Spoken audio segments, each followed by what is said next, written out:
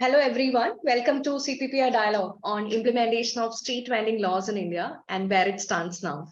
I am Anu Maria Francis, Research Associate at Center for Public Policy Research, Kochi, and the moderator for the day. So today we'll be discussing the experiences with the implementation of street vending laws in three different states, to be very specific, Maharashtra, Gujarat, and Kerala. And we have with us Mr. Aditya Singh from Gujarat and Mr. Mecanzy Dabre from Maharashtra, along with me from Kerala. So the whole intention behind this CPPR dialogue on implementation of street vending laws in India, where it stands now, is the fact that even though the law, that is the Street Vending Act of 24 came in 2014, and also most of the states have brought out their rules and schemes based on the power that is derived from the Street Vending Act of 2014. Still, the implementation process on ground is very uneven. It's going very slow. So there was a series of high court judgments and criticisms from various courts regarding the slower implementation of the laws. So the whole idea of this webinar is to understand what are the challenges faced by various municipalities and corporations for taking forward this law. What are the challenges faced in the implementation part? To give you a context, if the numbers are to be believed, we have around 10 million vendors in India. The government's findings imply that around the street vendors, it almost comprises 14% of the total urban non-agriculture workforce. And most of the street vendors are seen in the mega cities like Mumbai, Pune, Calcutta, and Ahmedabad. So also the vending economy itself contributes to more than rupees 80 crore a day. That is what the literature says. And also, I think even during COVID, most of the people who lost their jobs, they turned into vending for their basic survival. So that is how important the street vending economy is for a country like India. It provides an urban livelihood, as well as it provides a lot of services to the common man in a very budget-friendly way. So, but the municipal corporations and the other authorities, and even to a certain extent, the public also see them as intruders to the public space, like causing the traffic congestions, making streets unclean, and they often face harassments and evictions from the authorities. So, in this dialogue. Basically, we'll try to understand the status of the implementation of the laws in Maharashtra, Gujarat, and in Kerala. Also, what are the challenges each of the states are facing in implementing these laws, and how far they are successful and where they have failed, and what are some of the solutions maybe to improve the implementation as such. So before we begin our discussion, let me introduce my panelists for the day.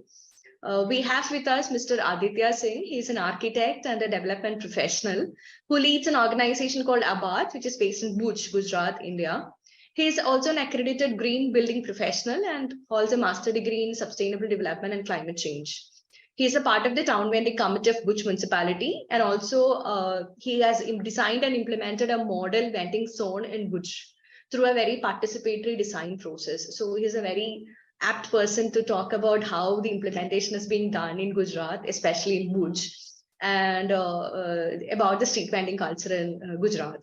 So welcome Aditya to the webinar. Thank you. Thank you. Secondly, we have with us Mr. Mecanzy Dabre. He is the Deputy General Secretary of National Hawkers Federation. And also the convener of Maharashtra Hawkers Federation. He also works as a consultant with the organization called Yuva in Maharashtra. And also is a president of Kamgar Ekta Union of Maharashtra. So he's a person who is very closely working with the hawkers, especially in Maharashtra, Mumbai and Pune. So he's a very knowledgeable person to talk to us about the implementation part in Maharashtra. So welcome Mecanzy to the webinar.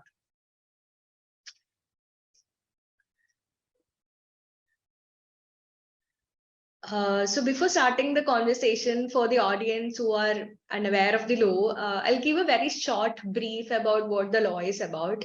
So the Street Vending Act came in 2014. Basically, the act was brought in to organize the street vending activity, to give certain rights to the vendors, the basic livelihood rights to the vendors, to ensure some social security for the vendors, and to regulate the vending in a way that it is not affecting the other uses of the public space, the urban public space.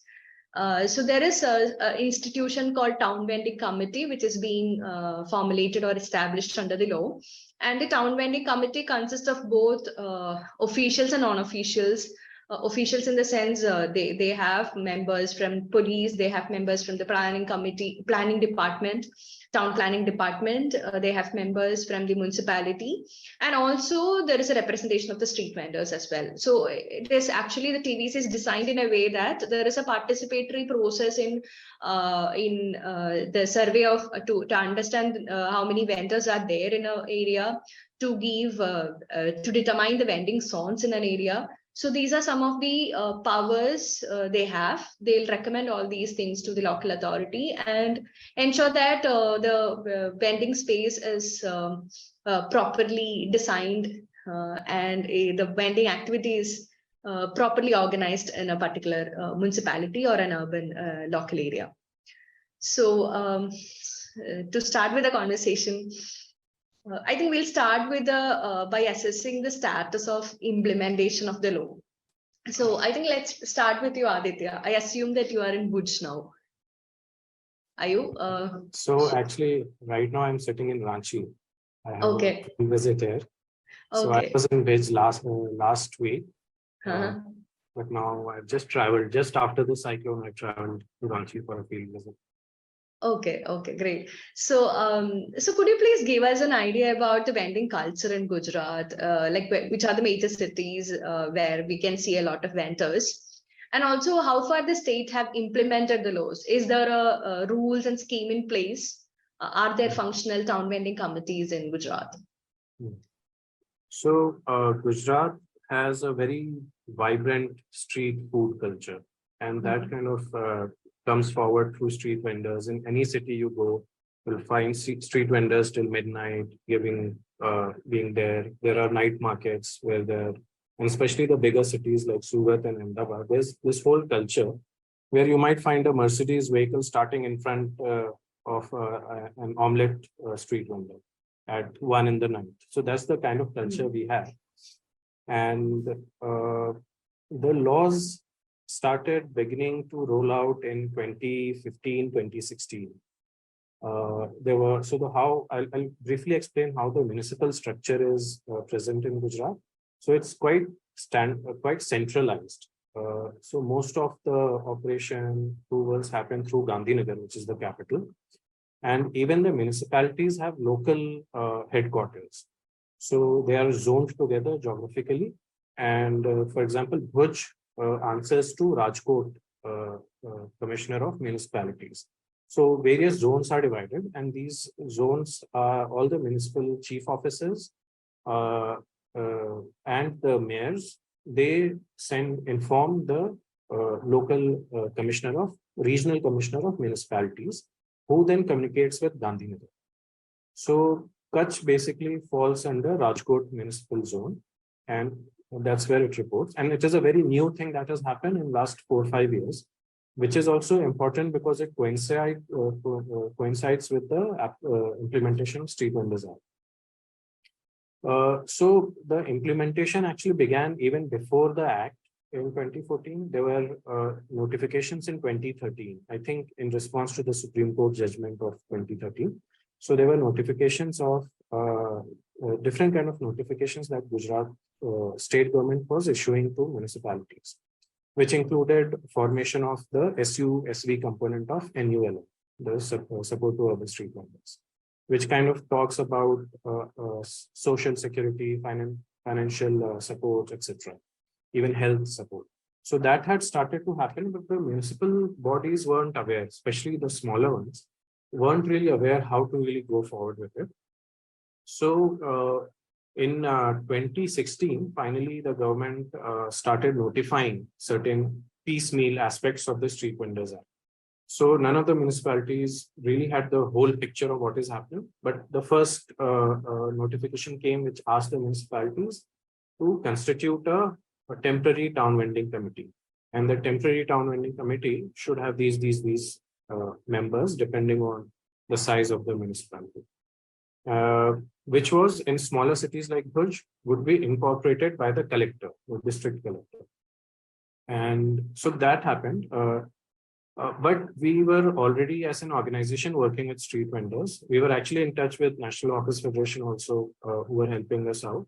And so by that time, we had helped municipality in identifying the street vendor members who might represent in this temporary town vending committee, because one of the main function of this TVC, temporary TVC, was to hold the survey in the city, at least how many vendors are there. But this got quite prolonged. So the actual, as per the guideline, it was 1 year term of the town vending, temporary town vending committee. In that time, they had to do the survey and constitute the permanent TVC, which was supposed to be there for 3 years.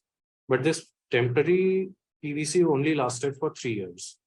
And the survey was not happening. So what Gandhinagar did, the state capital, they appointed centralized agencies who would go and do survey in all of these municipalities. So they paneled these agencies, and many of these agencies didn't have any experience of that city where they were going to survey. This is another thing that we felt was lacking. So, but because we were working here anyway, so we supported those surveyors who came in, and TVC kind of also went with them. We formed a Street Vendors Federation in Bhuj itself.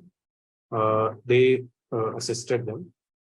But even after that, only 40 to 50% of the street vendors were surveyed. And I think that's the general number across the country. So a lot of times the time, like if there's a vending market in Bhuj that operates between 5 a.m. and 7 a.m. So that completely got missed. And there were other such things which were missing. Some street vending market was completely missed totally all the times. Even though we were with them. So that happened. But what we appreciated was that the questionnaire was well made, and they had taken our suggestions also.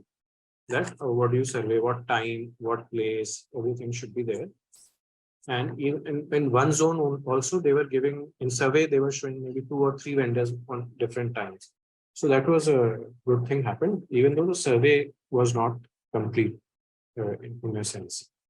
But the survey was done, and then we started following up with the Nagarpalika to include the ones who were missed. And that's when the town vending committee formation had started happening, the permanent one. And the basic urge of the Nagarpalika was to just appoint some street vendors who would agree with them and who would just maybe not talk back, not resist, just sign whatever they are saying. But the Street Vendors Federation in Bhuj resisted that. They said, no, as per the guideline, we will hold elections. Because the hidden agenda for us was to use this election as a way to make people aware of Street Vendor Act, which a lot of street vendors themselves didn't know. So finally, the Nagarpalika had to bow down. We followed the procedures. We make sure that there were more than 6 applications when Nagarpalika opened up the membership for TVC. The elections happened, and most of the street vendors, it was quite interesting. So Nagarpalika made some of their representatives also stand in the election, which they thought would agree with them. And then Street Vendors Federation also made their representatives stand. So it was very interesting. And we kind of printed posters and pamphlets and distributed. It was a full election campaign that happened. And a lot of street vendors got activated because of this, and they're still very activated in this. And incidentally, all the Street Vendor Federation members won, not a single Nagarpalika representatives won, simply because we had more, we were more in touch with the street vendors on ground. So that was very interesting, and that happened. And meanwhile, in the background, we were also doing a lot of academic studies with the help of institutes like Tata Institute of Social Sciences, or CEPT University, and they were helping us form a very strong technical background so that we would be advocating on the policy, not just adding things, but also commenting or critiquing on what was missing in those policies that were being floated. So that's when, after the survey was done, after this permanent TVC was constituted, another notification came which said that now the cities will have to make something called city vending plans based on the survey. And the same agencies were appointed in panel. So we again started having a dialogue with those agencies themselves. We shared our data and did some suggestions. And fortunately, they followed those suggestions. They didn't actually recommend any of the zones which were already there as no vending zones. Some guidelines were kind of conflicting because some were very random. Like, for example, in all the circles, road junctions, they recommended that a 30-meter wide radius zone will be no vending zone. And there are a lot of natural markets which operate exactly in that zone, and they work in tandem with the traffic. So that then started happening. They also, in the city vending plan, suggested certain empty pockets where the vending zone can be declared and some vendors be introduced after relocating from some vending zones where the capacity is less than how many vendors there are. So this was another thing we objected to. And there were other various guidelines. So, and some of them were actually in contradiction to Street Vendors Act, which said one of the regulation was that you can evict any of the vendors without any notice. Now, this is completely in contradiction to Street Vendors Act. But we made sure, because Street Vendors Federation here was very strong, and especially the representatives were exposed to a lot of National Law Federation dialogues. So they were also quite aware of where to stand, how to deal with it. So many of these things we changed. And finally, in third or fourth meeting of TVC, we accepted the city vending plan after our suggestions were accepted. And about 18 vending zones were declared in the main city, which later on we increased to 25, and TVC had to accept it. And one of the zones we also developed as a pilot, where the vendors participated in designing and implementation of vending zone, which was a very different model than what was being followed, where the traditional model is to make a shopping mall or a market for street vendors. You have a first 2-story building and then just evict them and clear the road. And that is a general take that authorities have. So we wanted to break that way of thinking. So we picked up a zone which was on the street and developed it as a vending zone. And we realized it's very easy. All you have to do is provide basic services. Vendors themselves know how to arrange. So we did only 3 things. We provided made Nagarpalika build a toilet. We provided water connections, and we surfaced the ground so that there's no unevenness and people could stand properly. And we provided a shed for the vendors who were under the sun. So these were the very simple implementation, and it was done very easily. And it was kind of appreciated by the Nagarpalika also. And they then started asking the Street Vendor Federation to pick up other vending zones and start doing some certain implementation. Because I think what my judgment is that what they like was that it made it a little more clean and aesthetic, which made them it easier for them to kind of talk about Street Vendors Act, that it is not only allowing street vendors, but also making city a little more organized. So that got implemented, and now we are working on 8 other vending zones with street vendors. The flip side of it was that after the city vending plan was accepted, the problem with the Street Vendors Act is that the first half is very empowering to the vendors, but the second half is not very clear. It leaves space for ambiguities. So instead of, as soon as we declare vending zones, the rest of the space in urban areas, all of that becomes no vending zone for some reason, because now it is not an accepted vending zone. So Nagarpalika then starts thinking, or municipality starts thinking, okay, there are 25 vending zones, so a 26th cannot come in. But that's not how street vending happens. You have, in fact, we are now talking, we are going to advocate that you just declare the no vending zone. don't declare anything else. Wherever you think is, these are the certain sensitive like defense area or wherever, and there anyway vending doesn't happen. Right? So you declare no vending zone. Rest of it, let us have a conversation. Wherever you are facing issues, we will work with you. But even that, then this year, especially once that city vending plan was accepted by the TVC, a lot of evictions happened, and for random reasons. So in front of the main hospital of Bhuj, 20 or 25 vendors were evicted without giving any proper notice. They were just given a 3 days notice, and the Municipalities Act said that. And there were also criminal cases put. I think some 143 or some clause was put that you are creating nuisance on the street. So criminal procedures were done. But we have also filed a court case in Ahmedabad, which has put a stay on this as of now. And they have requested for information from Nagarpalika. Why did they do it? And why did they not follow Street Vendors Act? So that has happened. But this has kind of created a certain environment of tension within the Street Vendors Federation and Urban Local Body. Even in the TVC, what is happening is that the official members of the TVC, they generally don't show up. So maybe 2 or 3 of them will be there.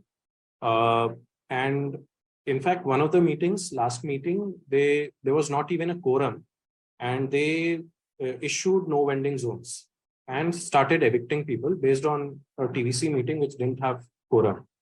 So we again filed a case, and the whole minutes was cancelled. And so these are the things how they are trying to manipulate TVC, the municipality. And it's not their fault. They're also under a lot of pressure from the political representatives who want the city to be clean, so-called sterile city. So they are putting pressure on them. And the third problem with TVC that we are facing is that even if we pass resolutions in town vending committee, once it goes to the general body of municipality, most of it is rejected. In fact, since last 4 or 5 meetings, all of it is being rejected. And the problem is because Street Vendor Federation is aligned with Aam Aadmi Party, and the main general body is all BJP dominated. So that has started happening, and we have to kind of deal with that one. And this is a general, I think, problem that we are facing. So that's all. I think that's a very brief update of what has been happening. Yeah, thank you. That was a very very elaborate update on what's happening on each end, like street vendors, what is a TVC functioning, how effectively it is functioning, and how you progressed with the laws, the implementation of the laws and everything. So yeah, I think it was a very comprehensive one, because in Kerala, I think we have TVCs. I was working with 2 municipalities and 1 municipal corporation. So in all these corporations and municipalities, they have already completed the survey, but I feel the survey is not done in a proper way. That they haven't collected enough information to properly categorize the vendors and all that. And there is an uneven distribution of ID cards. Some are given ID cards, some are just given ID cards, and then they are doing another survey again. So there is a problem in the way they are approaching the whole law. So coming to Maharashtra, so Mecanzy, I think you can give us an idea about how it is happening in Mumbai and Pune. How far are there any rules or scheme? Because I couldn't find any scheme for Maharashtra as such when I was reading on this. So can you give me a brief on how it is happening there? Thanks, Anu and CPPR for giving this opportunity. And wonderful to meet Aditya, because we know Bhuj street vendors from long time. Asim and Muhammad Bhai and all the street vendors are fighting from long back to their rights. And also, it's very historic that Bhuj is second municipal council in India who did the elections after Dhanbad. So Dhanbad is first, where we state now, Aditya is sitting now, and then Bhuj, and third is Ranchi. So, and as Aditya rightly said, all the street vendors won the elections of TVC. And also the street vendors rules and schemes Gujarat having one of the good schemes and good rules in all over India. I'm not saying it's better, but it is good overall in India. Looking to Maharashtra, as you rightly said, Maharashtra having rules. It's drafted in 16, 2016. 2017, they introduced the scheme which is anti-hawkers, which talks about domicile certificates, which giving the more power to the corporations. So we gone to Mumbai High Court, challenge the schemes, and that scheme was dropped by the High Court.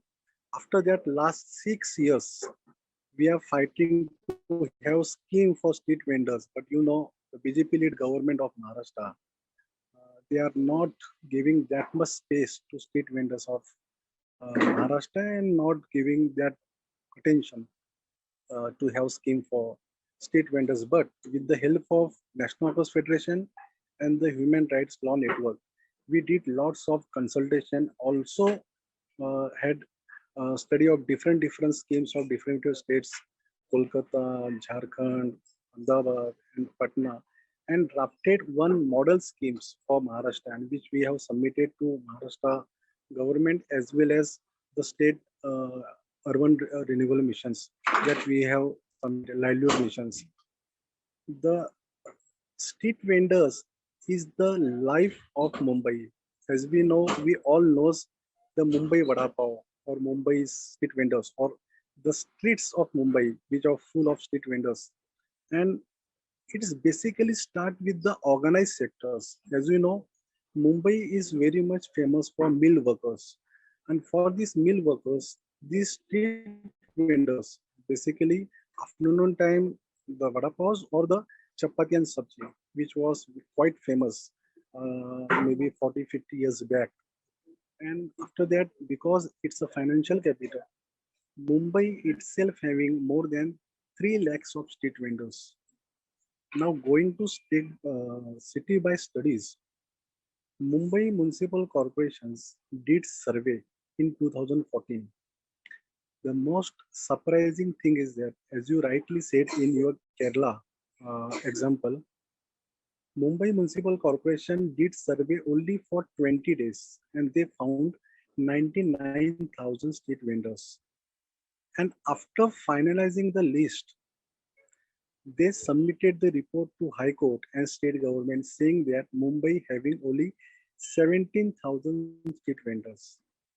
This survey took place in 2014. Today is 2023, 9 years. Still, Mumbai don't have any records of street vendors. How many street vendors are there?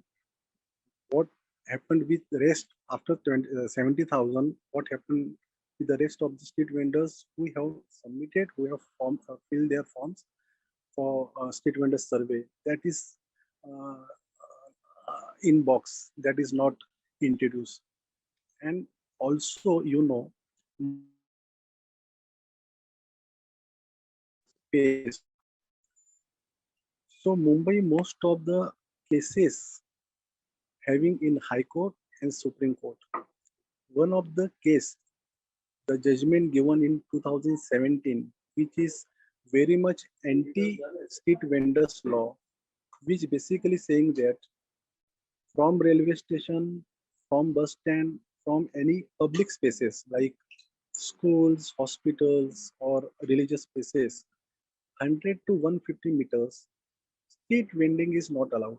And as we all of us know, Mumbai is surrounded by 3 sides surrounded by the sea. The only option the street vendors having to go and suicide in the sea because there is no space after this 100 meters to 150 meters of this guideline by the High Court, which was challenged in Supreme Court also. But as you know, the after 2014, the courts and the judge also having the bias on the street vendors. So they also against they are also giving the orders against the street vendors.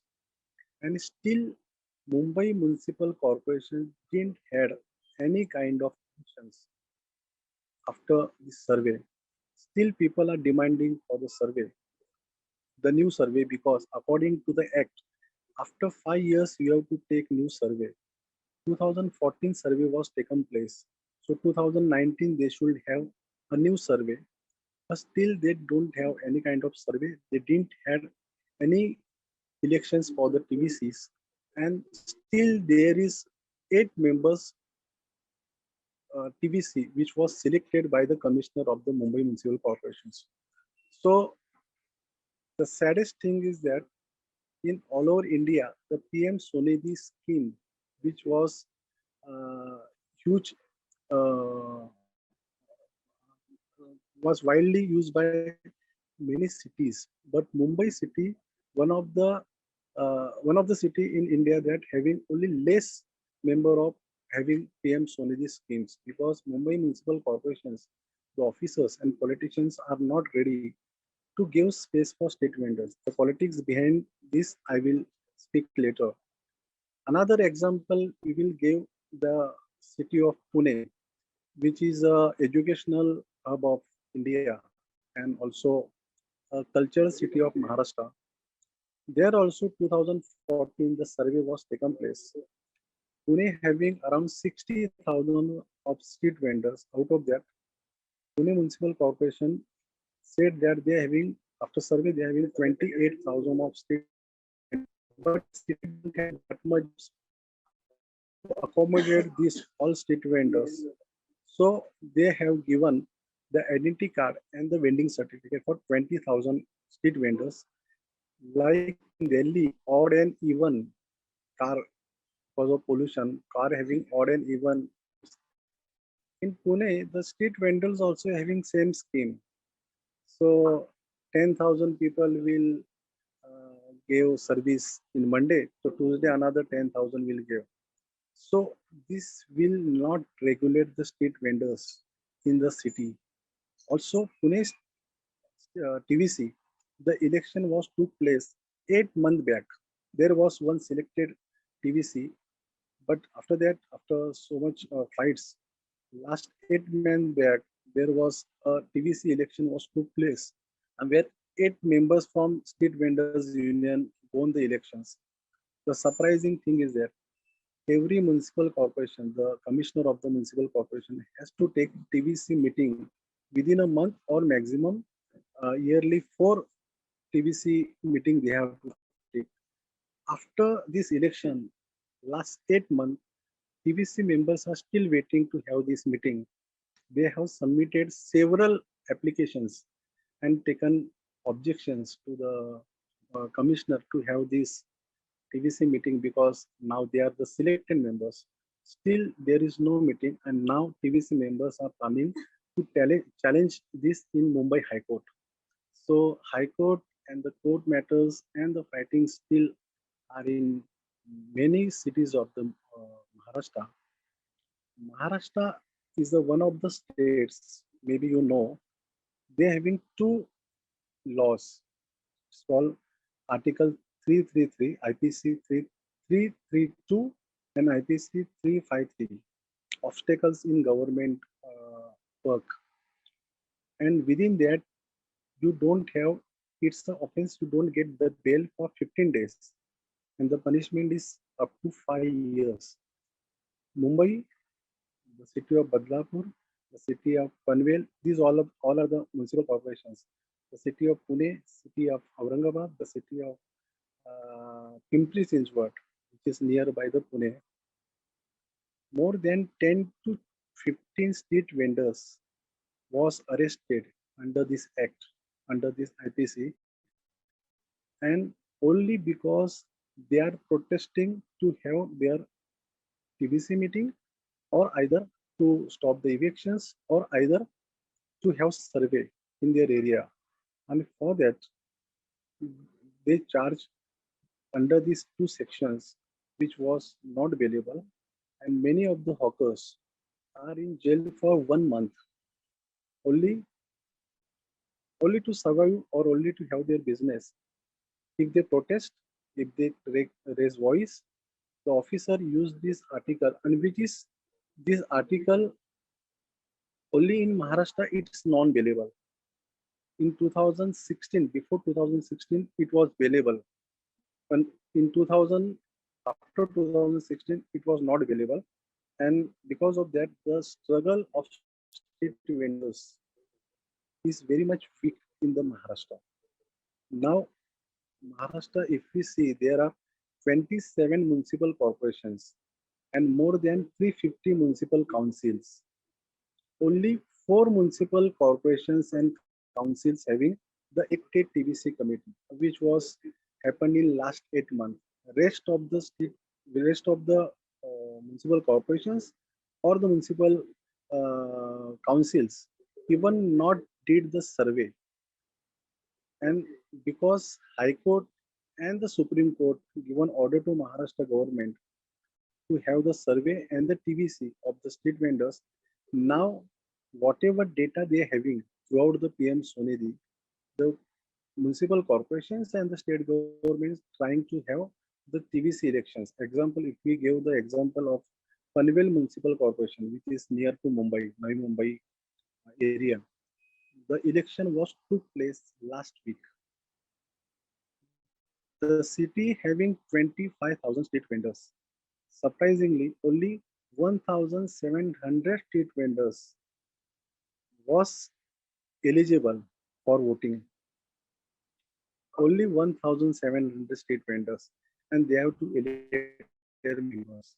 Our Street Vendors Association as well as National Congress Federation also took objections that the city having more than 25,000 of street vendors, and how they can allow only 1,700, where they got the data, but there is no answer, and there is the officers are not answerable at all. So Maharashtra and most of the Maharashtrian cities is facing the problem of evictions as well as the lack of implementations of Street Vendors Act in state of Maharashtra, and because there is no schemes. So Maharashtra, most of the municipal corporations using the guideline which was introduced by central government in 2009. So they are not stick to the Street Vendors Act or the rules. So they are just going to history and using 2009 guideline for street vendors survey or street TVC issues. I think we have to see the main reason behind that is it's not the it's not that corporation don't want the street vendors. Corporation wants street vendors, but only to give bribes. Just for your information, Diva and Tata did survey in 1999. Just see the date, 1999. And that time, the amount of bribe per year from Mumbai is 800 crores. So in 1999, it was 800 crores. Today, one third of the income of street vendors is going in bribes to the municipal corporations, to the police, to the local mafias, and the politicians nearby that area, just to not evict or just for protections. So you just see the amount of money they are getting from the bribes. That is one.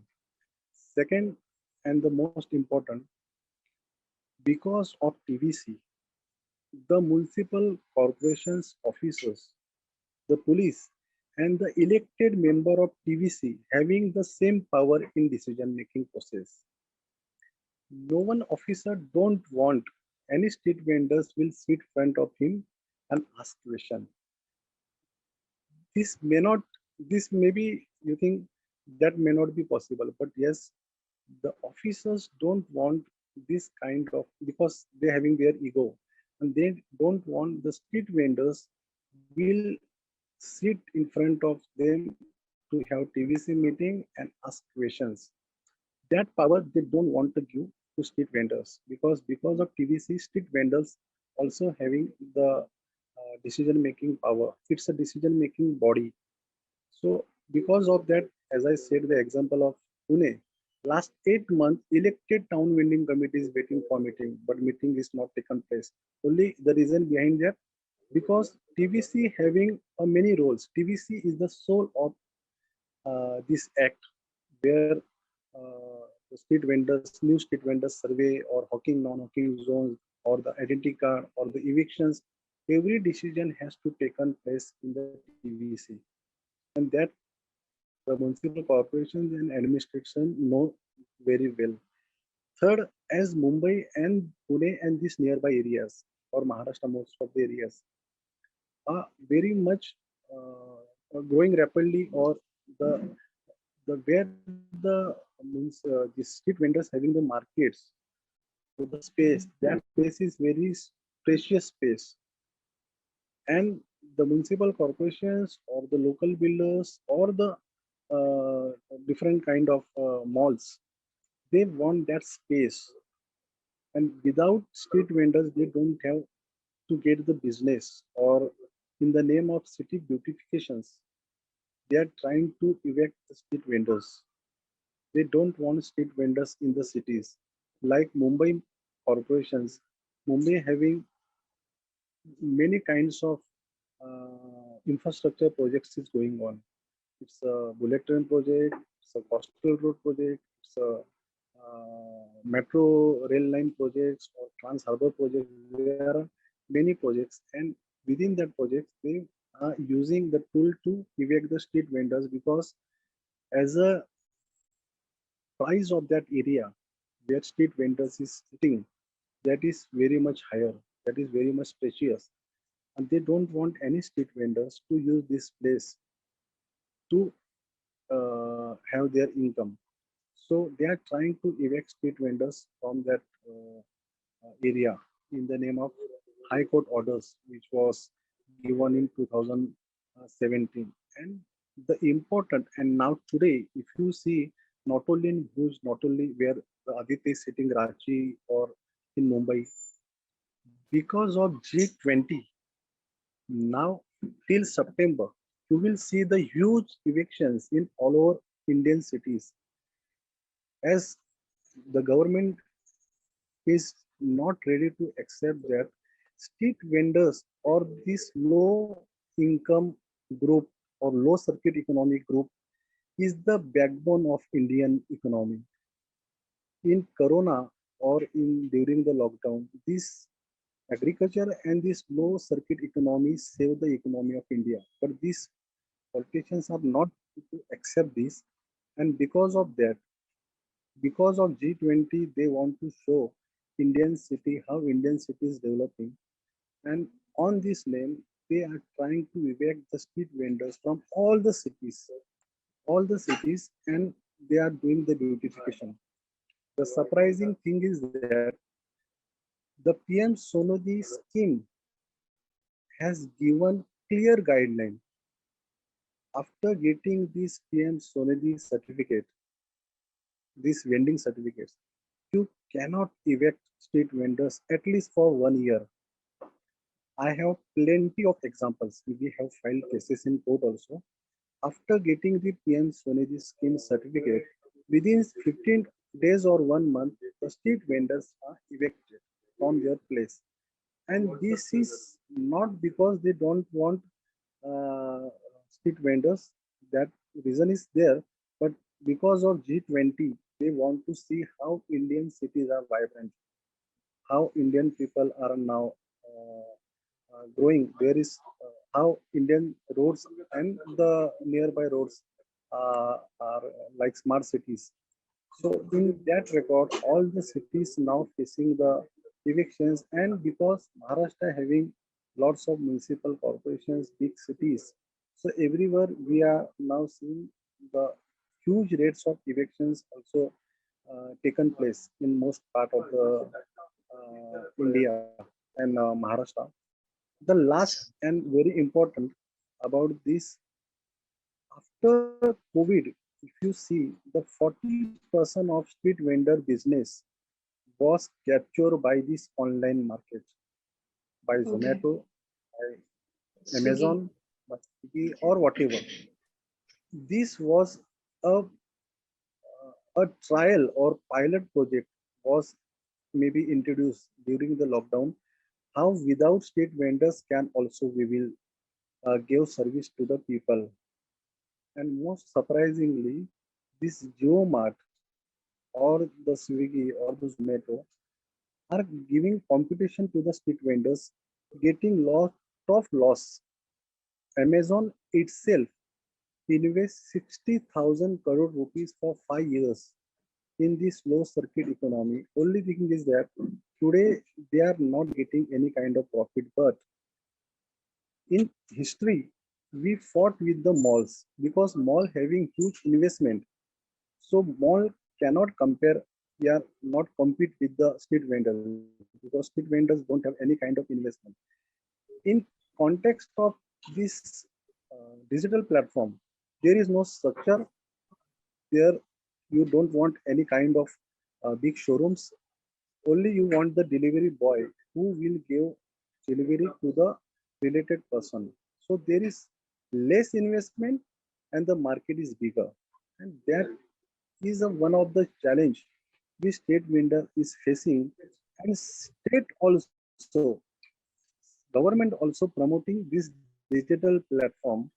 And within that digital platform, people now also thinking we really want this kind of or this number of state vendors because Mumbai corporations given a statement in the Mumbai High Court that there are the 20,000 hawkers is more than enough for the Mumbai because Mumbai are now accessing all the services which is given by the state vendors previously. So this will be a challenging and this will be a more challenging in coming days. Okay. Okay. Well, thank you for that very elaborate discussion on how Mumbai is faring in street vending. So, as I understand, the implementation status is very different in all the three states because in Bhuj especially, it has gone far ahead with identification of vending zones, determination of vending zones, and all that, and they have conducted the TBC elections, everything. But when it comes to Maharashtra, it is a very different story where there is no particular scheme that is being in place, and the municipal corporations are having a very different attitude towards the street vendors. None of them have a TVC, and wherever there is a TVC, the meetings are not held properly. When it comes to Kerala, we do have only provisional TVCs, and none of the municipal corporations or municipalities. I think only very few they have a proper permanent TVC in place. So the implementation is very, very, very uneven when you compare all the three states. So coming back to Aditya, can you just give me an idea as to how the surveys were done in Bhuj? Where there was a categorization, because the Street Vending Act asked for a categorization like a stationary vendor, between stationary vendor and mobile vendor. And also they are coming up with ideas like weekly market, night market, and everything. So how do you account for all these while you are going for the survey? How comprehensive was the survey, and how the data help you in designing the vending zones?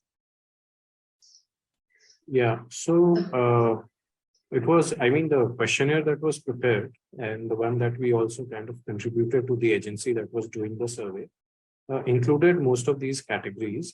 I can, if there's a share screen thing, I can share the output that came out of this thing, which kind of talked about.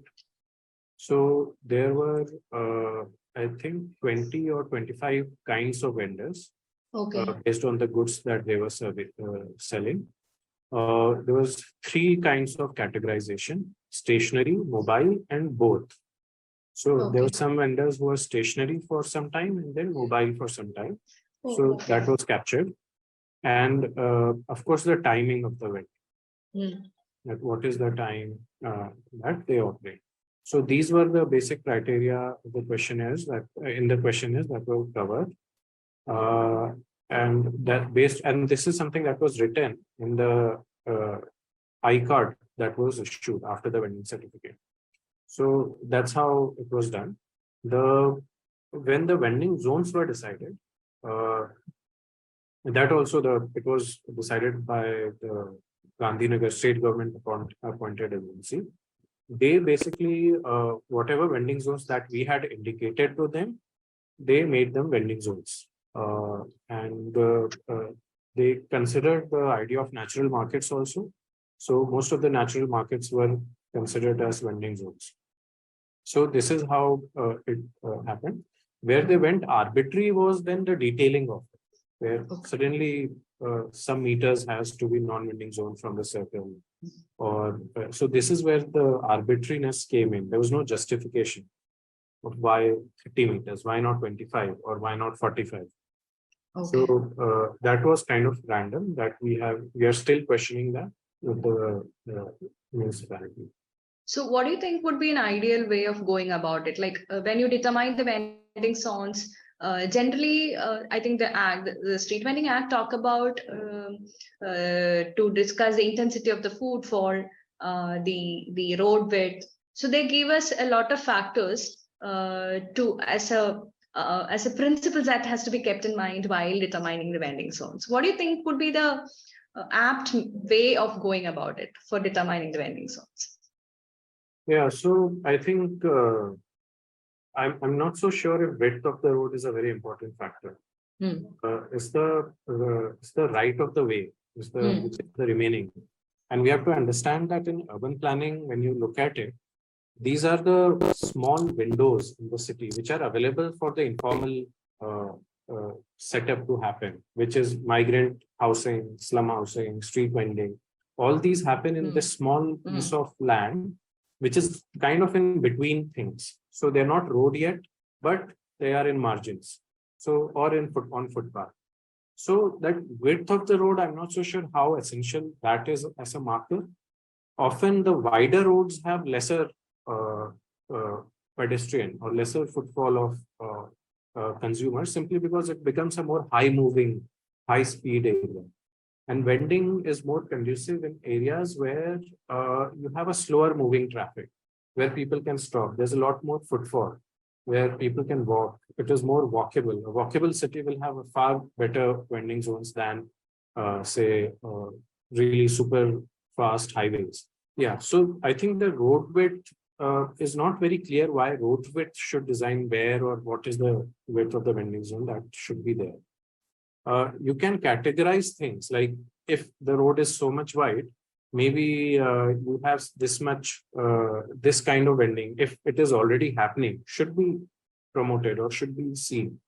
Also, very strict guidelines, I think, does not work. We have a very diverse country with very diverse cities, diverse kind of activities.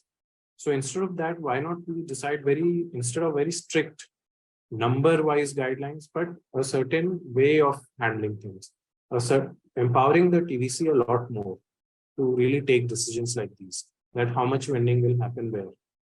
In most of the cities in Gujarat, we have very wide roads compared to other, like I'm sitting in Ranchi, there's roads are not as wide as say they are in Bhuj, which is like 10 times smaller than Ranchi.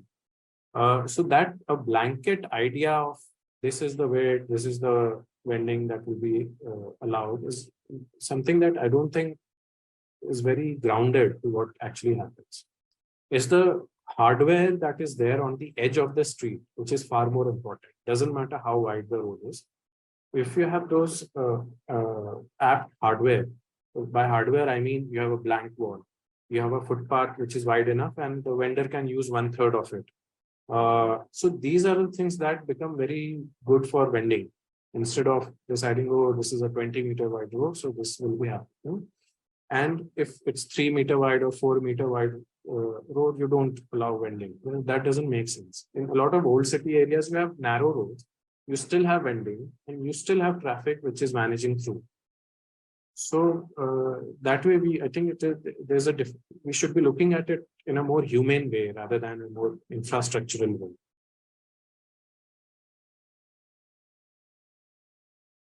So, Aditya, regarding the restriction of no vending zones, like you cannot allow vending around 30 meters. I mean, some certain hospitals or government offices that cannot be allowed. So, what is your take on it? Like, shouldn't there be any restriction, or we should decide it on a case-to-case basis? Yeah, so it's very smart what was done. in a way that most of these zones which were declared as completely no vending zone are the zones where vending happens, which means all the public spaces, right? In hospitals, like I was talking about the general hospital that we have in Bhuj, Hmm. a very good vending zone is present right Hmm. in front of the hospital, which provides fruits to the patients, to the families of patients who are coming from villages nearby, who might not afford very expensive food that is served in the restaurants. They Hmm. provide coconut water and so Hmm. on. And it also kind of makes the space very lively. Now, if you say no hospital, you can't do vending, it doesn't make sense. Railway stations, it's a public space. People from all economic strata come there.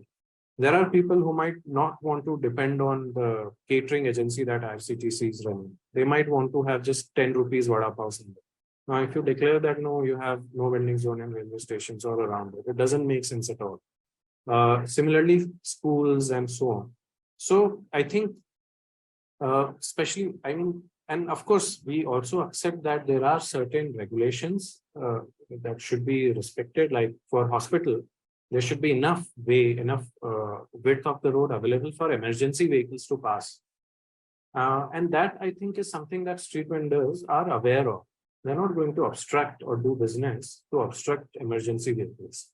And so on. So I think there may be certain guidelines which are based on very logical reasoning that okay, this much should be clear. And those activities should be more enforced on the vehicular activity rather than non-vehicular activity. They should be more enforced on motorized activities than non-motorized activities. But what unfortunately happens that the non-motorized activity, which includes pedestrians, street vendors, cyclists, they are more regulated than the motorized activity. So motorized, you're free, everything is for you.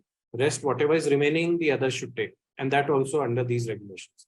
So why don't you regulate the motorized traffic?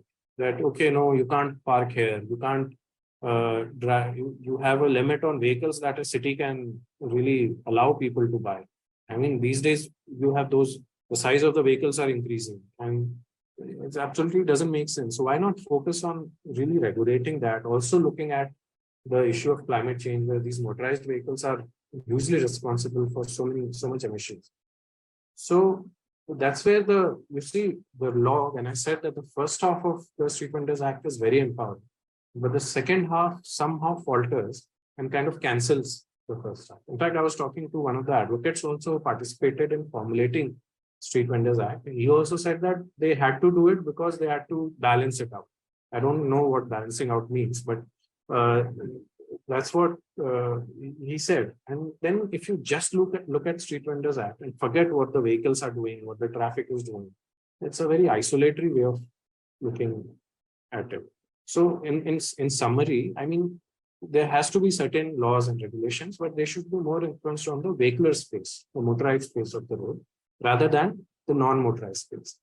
Non-motorized space, people is the more human space where people will manage it without regulations. They will negotiate space.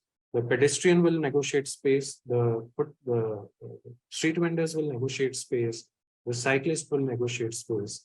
And it will happen very organically. That is a great point. Yeah, I totally agree with you on that. Because I think all the laws, even the transport laws, all the Motor Vehicles Act, and every law that is relating to road, concentrate more on the motorized transport rather than the non-motorized way, Yeah. which is very essential to have. I think public space, when there are multiple users, we should give preference to every one of them, not just concentrating on one user. So yeah, coming to Mackenzie. So in Maharashtra, so there is a provision in the Street Vending Act which says that when you determine the holding capacity of a vending zone, you have to follow the 2.5% cutoff. Like if the ward or the city have a population, only 2.5% of that population can be street vendors, can be the holding capacity of that particular vending area. So is that in any way affecting Mumbai and Pune? Because you said there are more than 1 lakh, no, not 3 lakh vendors in Mumbai and also in Pune, there are a lot of vendors. So this particular law, is that in any way affecting the implementation of the act? So we have to just see the idea behind that TVC. Hmm. The TVC not only having the street vendors representatives, it's having the representatives of the municipal corporations, from the planning department, from the police, from the local groups, NGOs, the traffic, which was in TVC. So TVC having almost representations of whole city. The idea behind is that because the each part of the city where street vendors is sitting or having their business, they should involve within the TVC and they should decide the hawking and non-hawking zones. If we see our act, the process is that first we should have a selected town vending committee, with the help of municipal corporations. They did the survey. After survey, the street vendor will get the vending certificates. The vending certificates, the street vendors who get the vending certificates should enroll their name in the election list, voting list. After voting from street vendors, the 8 persons, or if the body is 20 people, then 8 persons from the street vendors, and rest of the 12 persons should select from different as I said, from police or different NGOs. And these 20 people will give identity card, which we said license, but identity card to the street vendors, that now this is the street vendors. Whoever get that street vendors identity card should get the place for their hawking, not the place where he's sitting, the place which is comfortable for the hawkers as well as the citizens, as well as the cities, so that the whole issue of this space and the transport and the traffic will resolve. Now, the practically, if we see, this whole process what was not followed at all in any city of India.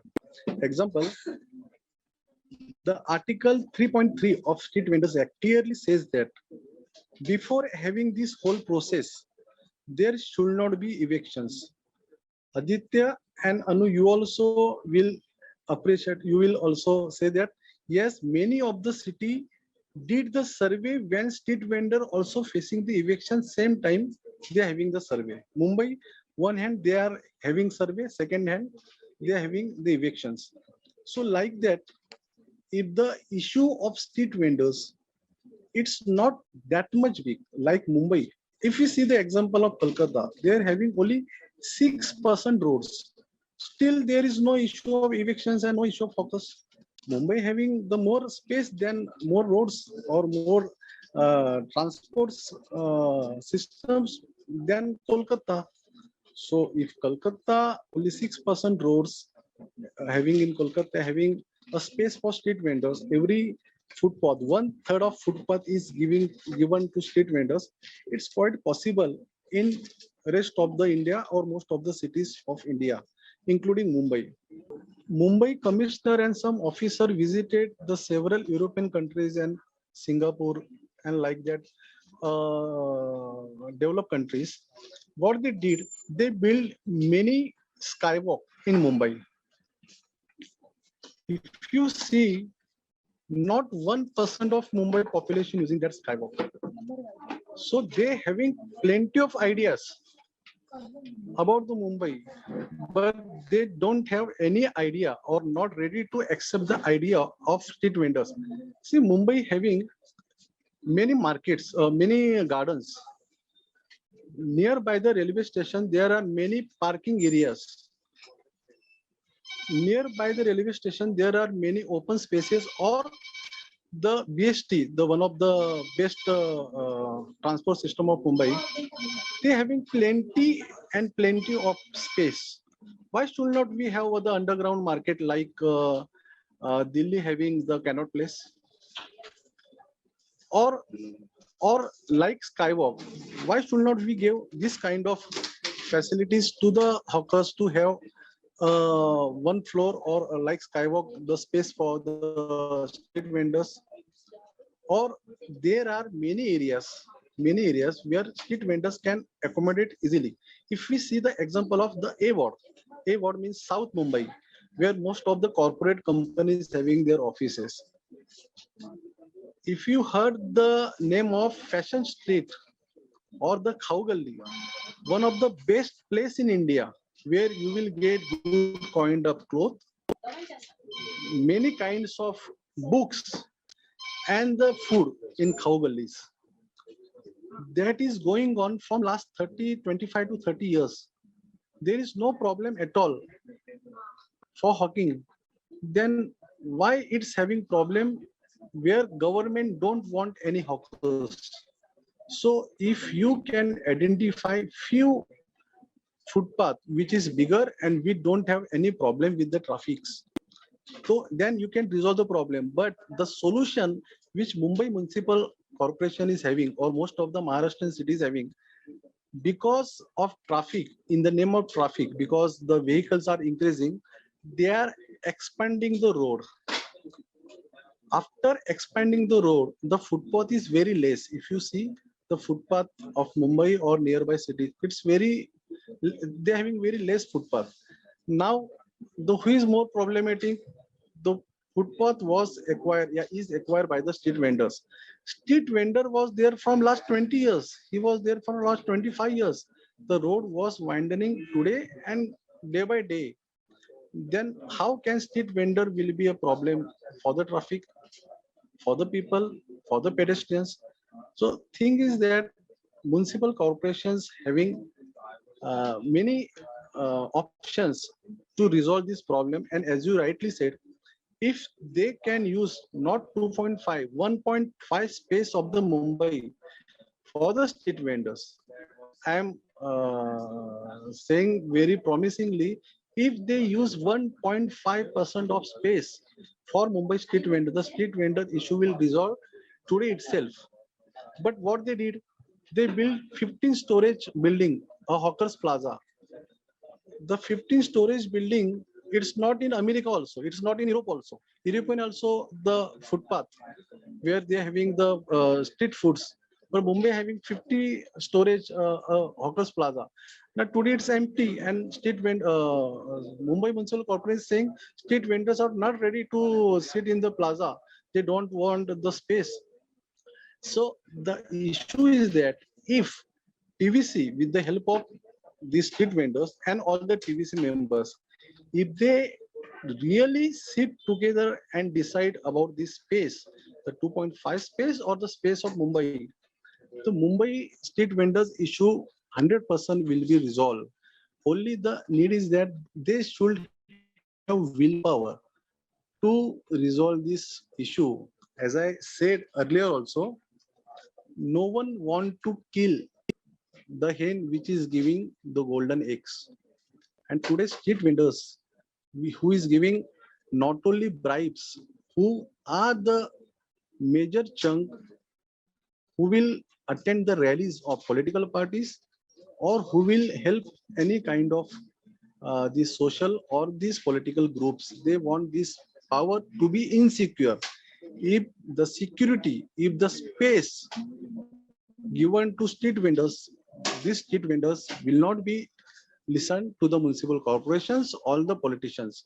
So they want the street vendors remain insecure so that they can have their bribes, they can have their political and the other agendas from the street vendors. So I think, as Aditya also said, Street Vendors Act as the second part of the street vendors, as Aditya said, little confusing, but also they having clear guidelines about the planning, about the redressal sales. Not a single state having the redressal sale where the retired this judge will be a chair of that committee. Not a single cities you will find this redressal sales. Not a single cities you will find the guideline followed by these planning norms. Delhi city did the planning norms during their DP process, which was submitted to Delhi government, which was quite useful. What Aditya also said, according to the business, according to road, and according to their city, that was fixed. But that kind of process need to introduce, need to discuss, need to use for the street vendors to see how we can accommodate street vendors. I'm taking 1 minute, one more minute, because now Aditya is in Ranchi. Ranchi government has built 4 to 5 big malls to accommodate hawkers. Aditya can visit also the Atal market, which was inaugurated by NHF representative. Same like in Bhubaneswar, some of the cities, some of the roads having a big footpath, or the Bhubaneswar biggest market, the national market, was given to street vendors. Manipur having IMA markets, the markets which lead by street vendors, and 5,000 street vendors seats in one place. As I said, Kolkata, 1/3 of footpath, and some cities, Newtown and other cities, a precious place given to street vendors and given permanent market. So there are many examples within India how we can relocate the street vendors, how we can having hawking and non-hawking zones. No need to go to Europe or Singapore to make this skywalk. So like that, the street vendor issue is not that bigger. The issue of willingness of administrative, it's much more challenging. So, the general, even I agree with you on one point that the general sentiments of the municipal authorities with respect to street vending law is that I think what they feel is the street vendors should be given multi-story buildings or markets with permanent structures. So that is the whole notion that they are getting out of the law. But when the law say a very different story. Like the law defines street vendors as someone who is having a temporary structure, vending on the footpath or the pavement or on the roadside. So, and also they get the business because of the footfall, the pedestrian that is walking by the road and or stopping by the road to get their daily needs. So in Kerala also, I think most of the municipalities and municipal corporations that I visited, the initial discussion about determination of vending zones goes in this way, like whether we should build permanent structures for them, whether we should find some vacant land in the municipality and provide structures for them, provide a proper vending market for them. But they're not considering the footfall, the business potential, how far it will be economically viable for the vendors to get an income from the newly constructed markets.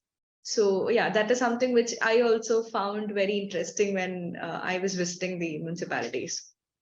So Anu, only one thing is that, as you said about the space, see, most of the like Mumbai, Pune are the bigger cities. The morning same space using for vegetable vendors.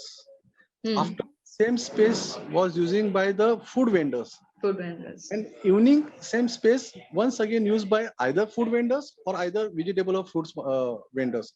So we having, like Aditya said, categories of vendors. If we study closely the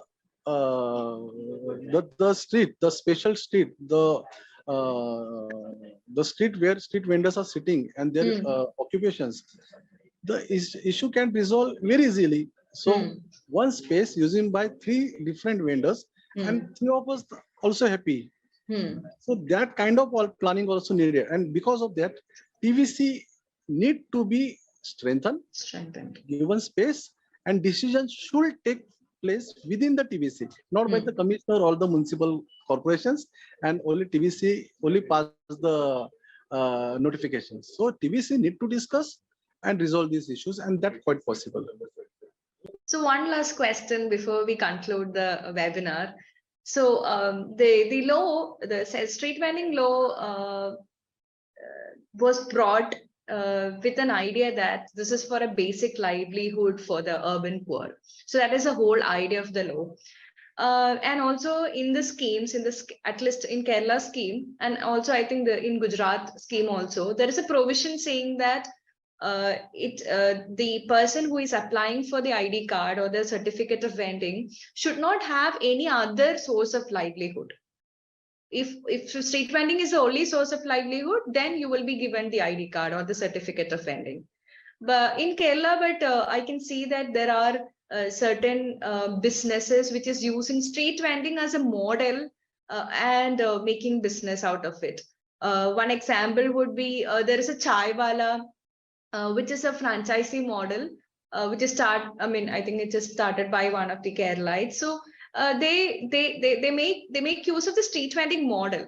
That is not the basic livelihood model. It's a street vending business model which is being used for selling of chais. So what do you think? Because in Kerala, most of the hotels and restaurants, they're not in favor of having food vending stalls, especially in busiest and the posh areas of the city.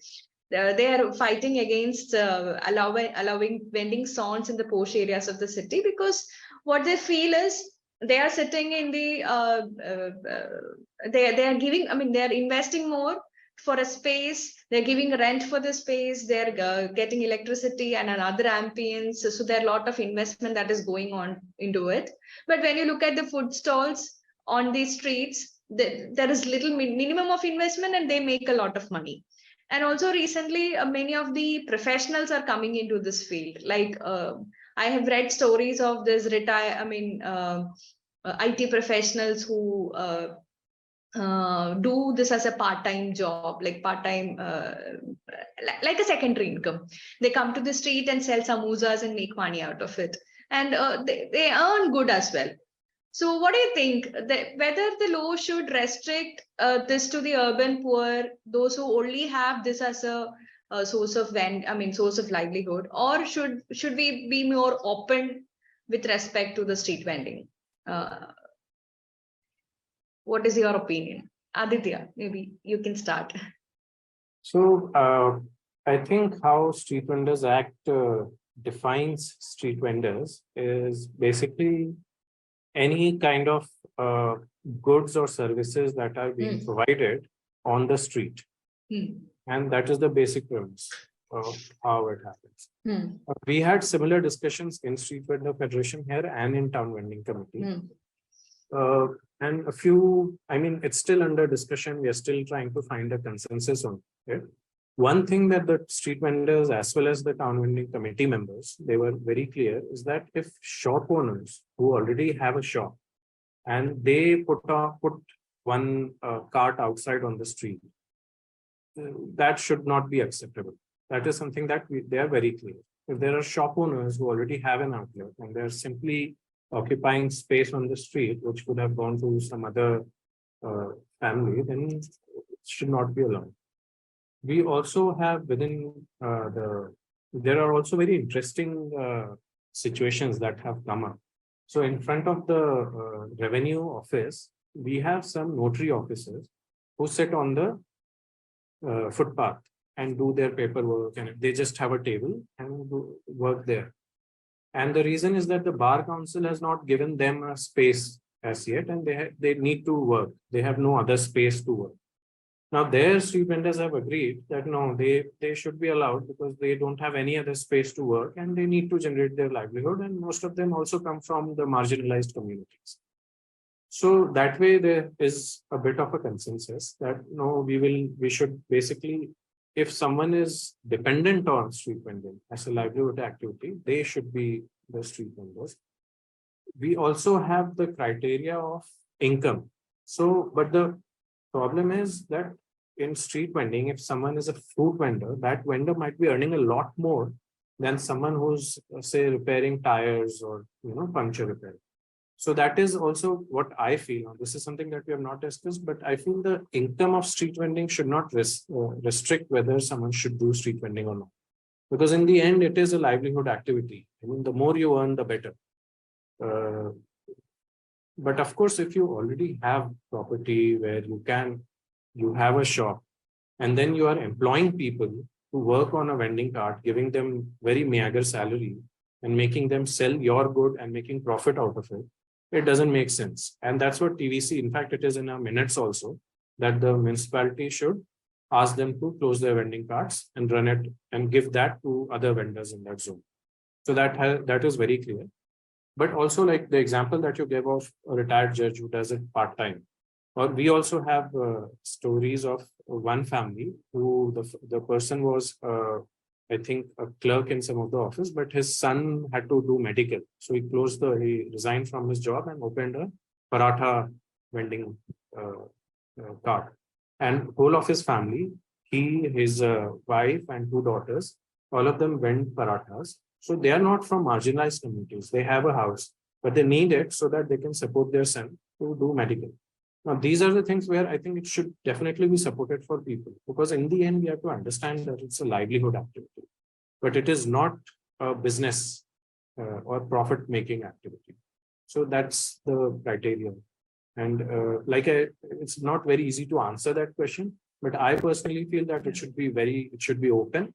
It should not be open for people who have other shops, because it is a selling business in the end, to just expand their business. It should not have the space for greed, but of course, should allow people to get into street vending. Okay. So I would like to know the opinion of Mecanzy as well on this, because you're interacting with a lot of workers here. No, Aditya rightly said. So it's depend on the occupation, city, and the person. But the basic thing is that in India, there is not 10 million. There are around 30 millions of street vendors. And it's because the sample statistic survey is saying that out of population, 2% are the street vendors. So looking to this, the Indian population is now 140 crores. So it's almost 28 millions. And after COVID, we see it's 20 to 30% increase of street vending in everywhere because loss of job, and most of the rural population also now coming to sell their products nearby cities. So this number is increased. As rightly said, of course, street vendors should not have two street vending business, because in one area you are selling and another area your wife or you having same business which was run by you, and you have kept some persons or to serve this street. But thing is that, are all the street vendors selling their products whole day? Are all the street vendors are the permanent street vendors? If you see, 40% street vendors are the part-time street vendors. Whole day they work in any company, any shops or anywhere, and evening to support their families, they are selling vegetables, or either vegetables or either this food, street food, not the fruits, street food. Only because the most of the cities you cannot survive within the income of 10 to 15,000. Street vending is giving a daily, it's like cash crop. It's giving daily income. You just invest 200 rupees, you get 400 rupees. And that is quite possible to get some kind of relief to their families. And that's why if you just observe, most of the street vendors who are selling their products in the evening, either street vendor's wife or husband or the children are helping them in their business, because whole family or some family members are involved within this street vending. Also, if you see, in Saturday, Sunday or public holiday, you will see the increase of street vendors, because Saturday, Sunday, the municipal corporations office is closed. There is no eviction. Also, public having also little kind of a habit to shop, going for shop on Saturdays and Sundays. So that time you can see the number of hawkers is increased. then how can we say this hawker should have only hawking in Saturdays and Sundays? How can they survive? It means they are working somewhere else. Also to survive their families, they are having the business of hawking. Only thing is that they should not have two, three, four. There are 0. Some percent who having two, three, four hawking business or the cars in Mumbai and mega cities, not in small cities. Small cities, people having only one or like that vendings. Now the thing is that the Street Vendors Act itself says that if you getting the identity card or the license, it should be on the name of wife and the family head. The purpose is that if you having two or three business like Aadhaar card, you can also find out this family having two or three business. So now municipal corporation no worry or no need to say this question that people having two, three, four business, because he having whole data. That person having only one data, you can find out in your app, you can find out in your digital portals. So that questions was raised by the municipal corporations, by the administrator, that street vendors having two, three, four, five businesses. Of course, he is working in another entities only to run their families, and for little income they are in street vending business.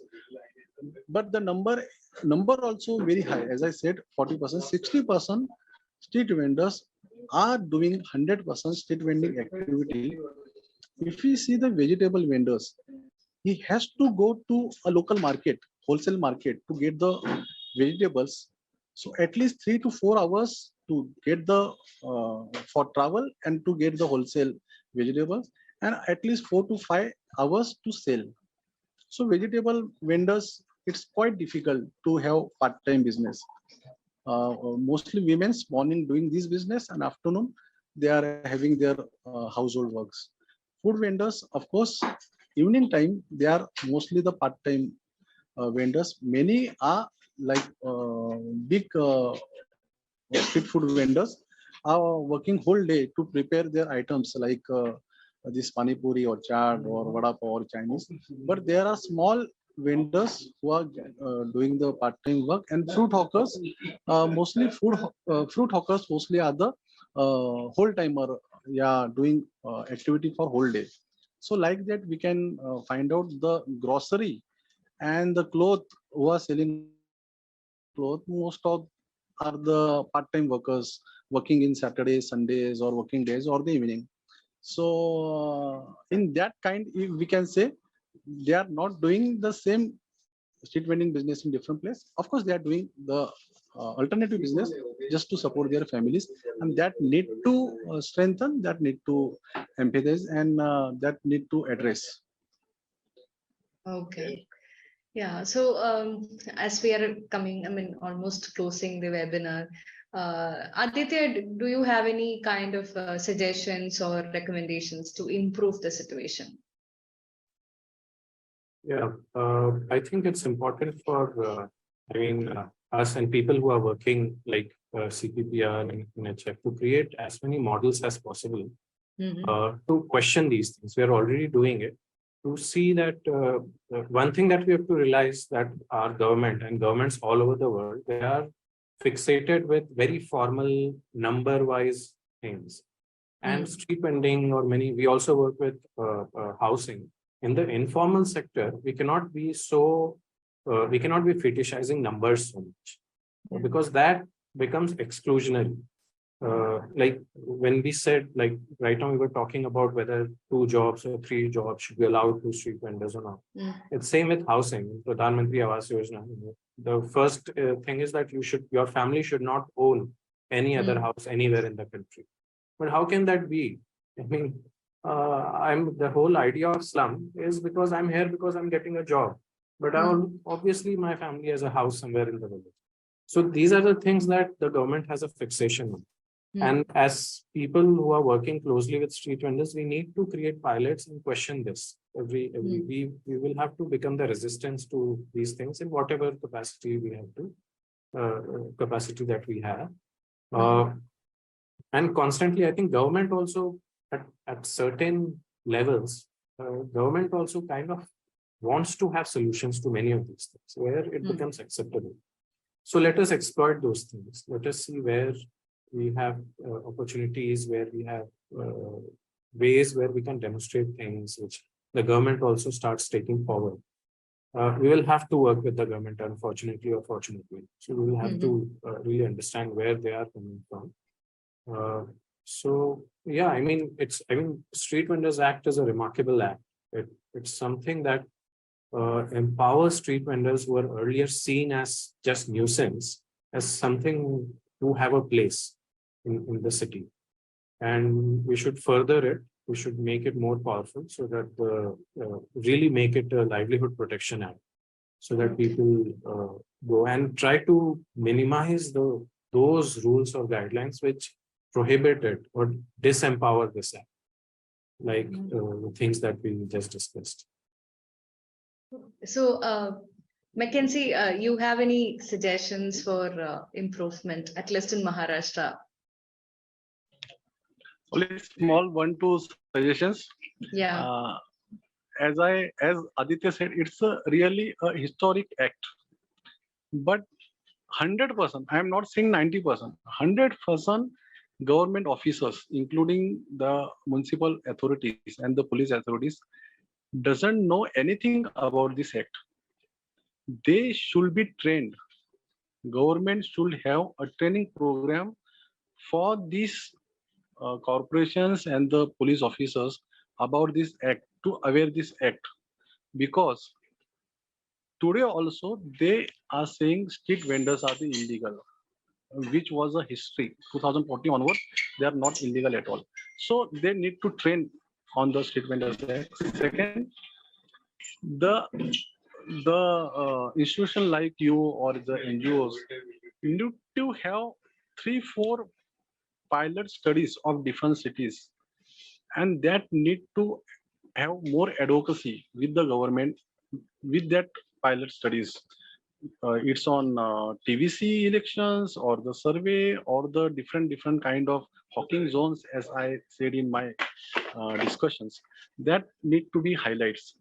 And third, I think the people, when I want to purchase the good, that time I want street vendors. But whenever I am in hurry, I don't want street vendors. It means the people having sometimes good ideology, having many times different ideology about the street vendors. That how can we aware our customers? Like example for Panvel, what we did, we given we did a signature campaign in Panvel city, that whoever come to purchase goods, the street vendors dialogue with the customer and said, the street vendor is required in the city or not. Whoever said yes, we want street vendors, they write their names and signature. Surprisingly, we have collected 3,500 signature within one day, which was submitted to municipal corporation, saying that we have the data of these people, are saying the citizen of your municipal corporation, saying that we want street vendors. Now show your data who are saying we don't want street vendors. So like that, we have to see the alternatives of fighting. Zindabad, Murdabad and the co are the next level. In social media platform, how we can change, we want some kind of this material, how we can change the psychology of the people towards the street vendors having their acts, as well as how we can involve our customers in our battles to strengthen the street vendors act and the activities. Thank you so much. Thank you for such a long and engaging conversation. So some of the key takeaways, I think, from the webinar is all three of us and even agree on the point that the TVC should be strengthened. Being the TVC being the participatory body where street vendors are also represented, it should be strengthened in every city. There should be regular meetings. The decision-making power should be given to the TVC rather than the local authority. So the second point which struck me was the point which was given by Aditya, that the government should not be bringing up these numbers, because fixation of numbers is actually exclusionary, making it exclusionary. Many are going out of the list when you are putting up too many strict guidelines. So especially when we think about the vending zones, how to determine the vending zones and the no vending zones, the stricter criteria like road width, that especially when it comes to Kerala scheme, there is a stricter guideline saying that on roads having 12 meters, between 12 meter and 24 meter width, you can have one side vending. And on roads more than 24 meter wide, you can have two side vending.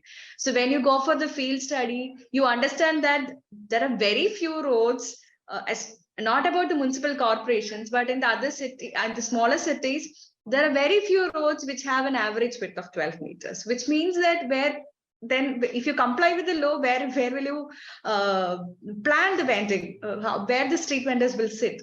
So that is a problem. So when you put the strict guidelines and numbers, it's actually affecting the vendors, the existing vendors. They're being excluded from the list. Many of them are excluded from the list or maybe relocated to a very less potential vending places that is identified by the corporation or the municipality. So that is one of the key takeaways. And the third is, even I feel like what Mecanzy said, the government or the government machinery which is involved in the implementation process, they're not aware about the intention behind the law, why the law was in place, what is the whole idea of the law, because they're looking for the permanent structures. They're building 3, 4, 5-storied buildings rather than allowing them to vent in their natural markets. So advocacy and pilot surveys are very essential from the part of the civil society organizations, as well as the government should take initiatives to support and advocate and build awareness among the implementation authorities of street vending. So thank you for your time. Thank you for the engaging conversation, for sharing the experiences that you have in different cities. So once again, thank you for the organizing team at CPPR for organizing the webinar for technical support. So with this, I would like to formally close today's proceedings. Thank you once again. Thank you. Thank you for giving me this opportunity. Thank you, Aditya. Thank you, Mecanzy, for joining us. Yeah.